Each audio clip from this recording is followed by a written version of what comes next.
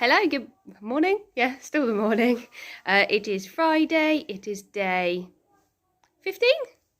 No, we're way past that. 20. Day 20. So we're starting The Boy Who Fooled the World. I know that's backwards. I'll read you the blurb first. When a little white lie leads to a whole heap of trouble. Cole is the odd one out at school. The other kids have the latest gadgets and trainers, while his family struggles to make ends meet. Until the day one of his paintings is talent spotted and sells for thousands of pounds at a posh London gallery. Suddenly, Cole is the toast of the international art world, starring live on TV. Rich beyond his wildest dreams, hailed as a boy genius. Being famous is fantastic, but Cole has a guilty secret that, if exposed, will bring everything crashing down around him. The story of fame, fortune, making mistakes, and learning to be true to yourself. So, The Boy Who Fooled the World, Chapter 1, Tidying the Art Cupboard. My best friend, Mason Ferguson, had a plastic bucket on his head.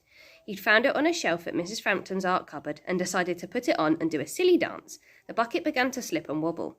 "Look at me, Cole, I am a robot," he said. I don't need to say he said as a robot. He accidentally banged his head against the wall and gave a loud echoing oomph from inside the bucket. Normally this would have made me crack up, but I wasn't in the mood for joking around. Mason took it off his head and sighed. "Do you think anyone else is there yet?" he said, as I sorted through a box of glue sticks, taking out the dried up ones with no lids and throwing them away. "Yeah," I said with a huff. "They're probably having ice cream for breakfast." 2 coaches had been booked to arrive at school an hour before registration, and by the time we'd made it in, the rest of our year group had left on the trip to Thrill Kingdom. Our form tutor said that instead of lessons, Mason and I were going to spend the day helping to get the school ready for a very important visitor who was coming tomorrow. Tidying the art cupboard was our first task. "I bet they go on Dragon's Hollow first, before it gets too busy," said Mason, staring at a big bag of clay. "Yeah, I would," I said. "Niall told me he was going to go on it at least 10 times. Mason sighed again. Dragon's Hollow was famous for being the best and fastest ride at Thrill Kingdom, and everyone in Year 7 was going to go on it, except for us.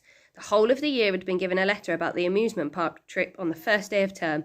I'd left mine on the kitchen table, even though I knew there was no way my parents would be able to afford the ticket price. The letter was never mentioned, and no one at school was surprised I wasn't going.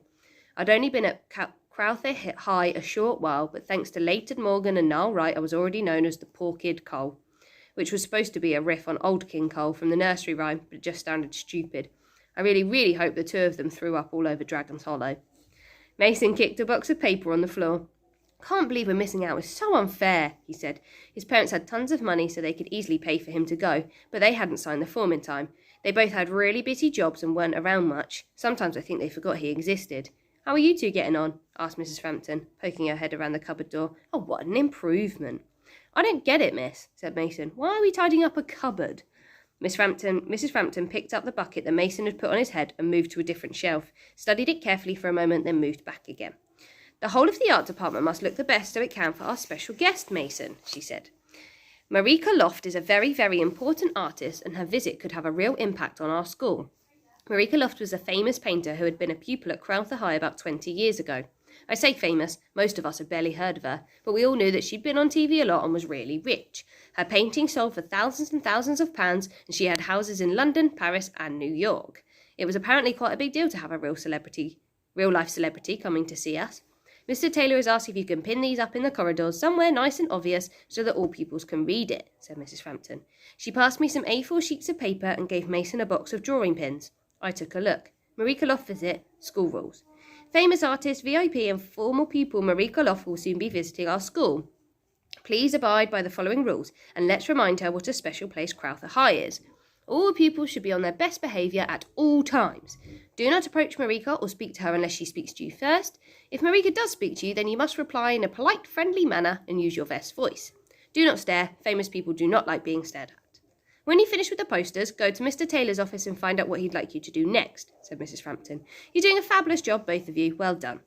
She was being extra nice. She must have felt sorry for us stuck here while Year 7 spent the day riding on roller coasters and eating chips.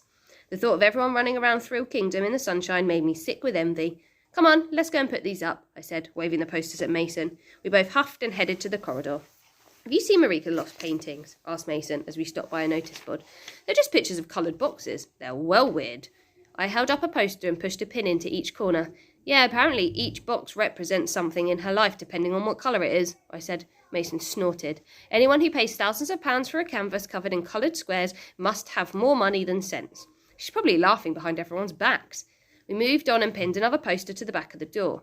Is your party still happening? Won't everyone be late back from Thrill Kingdom? I asked. It had been Mason's birthday at the weekend and his party was tonight.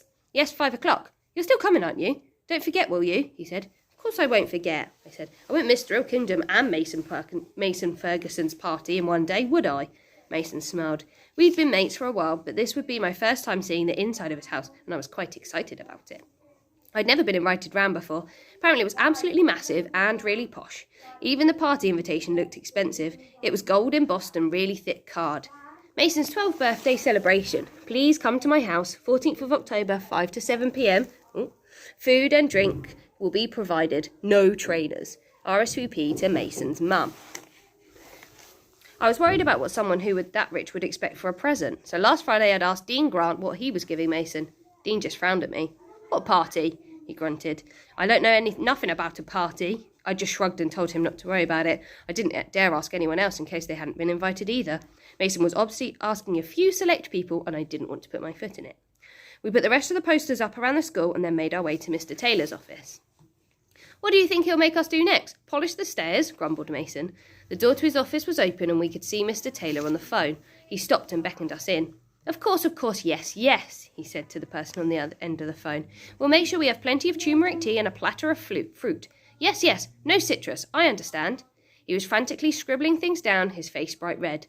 And can I say, Declan, that the school is so honoured that Miss Loft is taking the time out of her extremely hectic schedule to come and see us. I know the pupils are incredibly excited about her visit.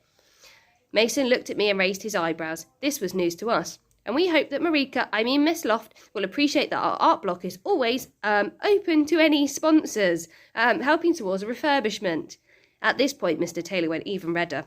Of course, he said, laughing nervously. We look forward to welcoming her tomorrow. Goodbye. He hung up the phone. Boys, he said, leaping out of his seat. You've put other posters, yes? We both nodded. Fantastic. He wiped a bead of sweat from his forehead and went over to a corner of the room where there were 2 large brooms. My heart sank. Now, as you know, tomorrow's visit from Marika Loft is extremely important to the school. We need to ensure that we make the best impression. He took hold of the brooms and stopped in front of us. I'd like you to sweep the path that leads from the main doors to the car park. Get rid of every stone and leaf. I looked at Mason and he rolled his eyes as Mr. Taylor passed him a broom. Off you go now. He rushed back to his desk. You're doing a grand job. Really, really grand. We turned and slowly made our way out of the office and across the foyer. Can you believe we missed Thrill Kingdom for this? Said Mason gloomily. We both sighed and walked towards the main doors, dragging the brooms behind us. Chapter 2. Mason's birthday party. Mason lived in an area called Woodlands Park, about a kilometre from the Sideway estate where our house was. Last Christmas, Mum and Dad had taken us for a walk around Woodlands Park so that we could see the decorations outside the posh houses. One house was smothered with twinkling lights. It looked like a spider's web made of diamonds had been draped from the chimney down to the door. Another had 9 life-size mechanical reindeer on the front lawn, one with a shining red nose. Sometimes you could see inside the houses as well.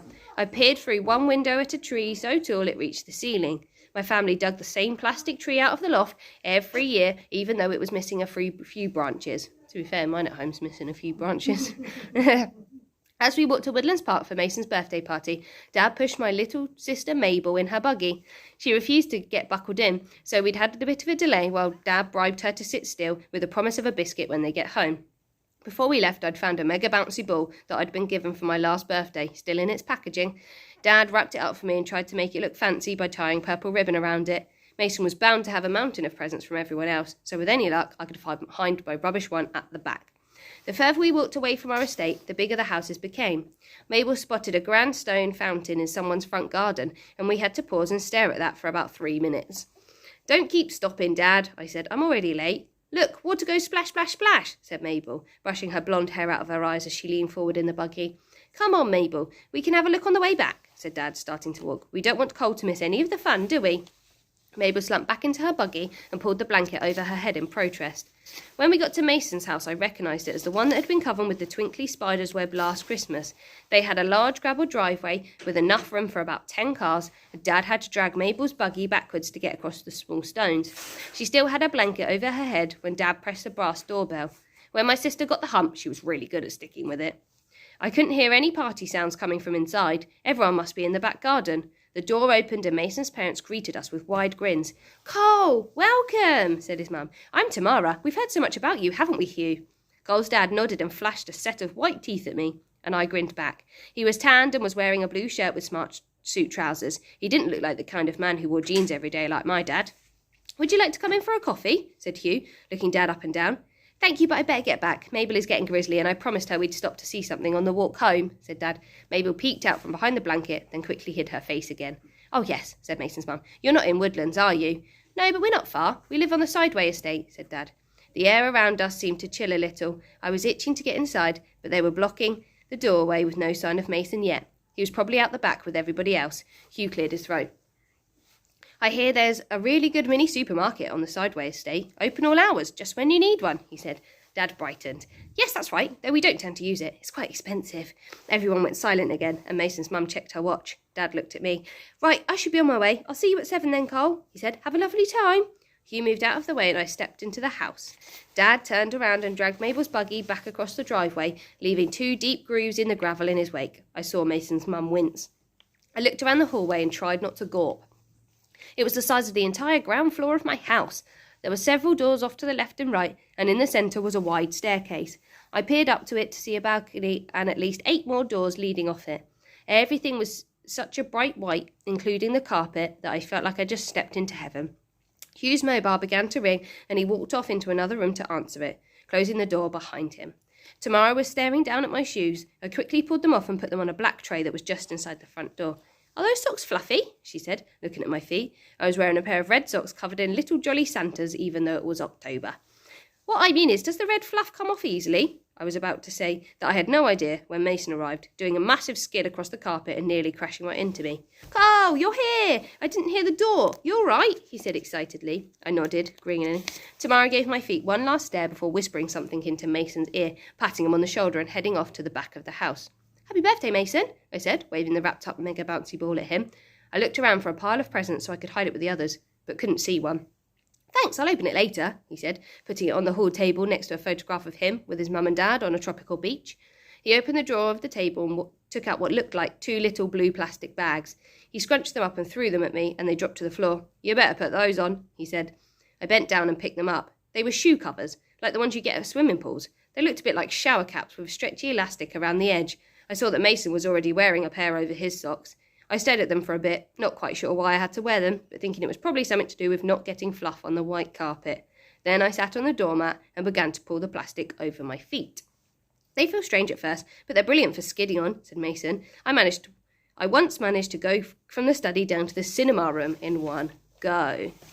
I will stop there for today because it's my lunchtime. Going to go and have some fish fingers. Have a lovely weekend. I look forward to seeing your prequels to Hunted. The sun's just come out, so hopefully you can get outside maybe this afternoon. See you next week. Missing you all a lot. Bye.